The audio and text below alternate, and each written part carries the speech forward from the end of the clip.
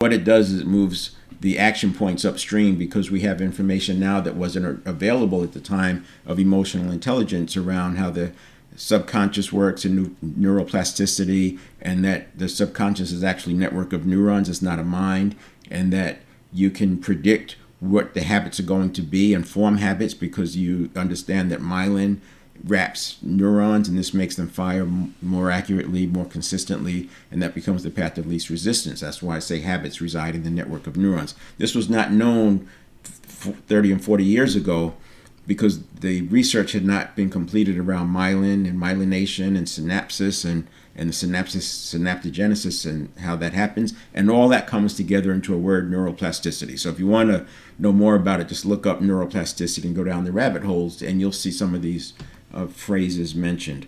So self-determination theory is also foundational here, and it's the core to intrinsic motivation. So the point is we want to have intrinsic motivation because it can scale. You can keep scaling that. You teach people, and the ones who get it and are using it consistently, those become the short list for who's going to get promoted.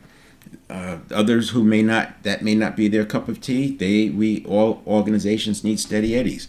But also by having development plans in this direction, it makes it easier for people to self-deselect. If they recognize they're not a fit for the organization, they'll know it before you do, and there's ways to make that turn into the next productive step for them, rather than deal with performance management programs and plans that could take 2 and 3 years and not move the needle. By having development plans, people are going to self-deselect because they won't like the stress of not measuring up, and they can't hide. It's like a light is shining on the behavior all the time. But I don't look at development plans as negative or as performance management. This is about, just like a football team or a sports team, if they bring on a new player who's experienced, they're still going to have development plans for that player. And they're always going to have practices and exercises, and they're always going to be increasing the demands. So it's the same thing. We just don't have that discipline with business because you can get away with it without doing it. But the high performance ones, not so much.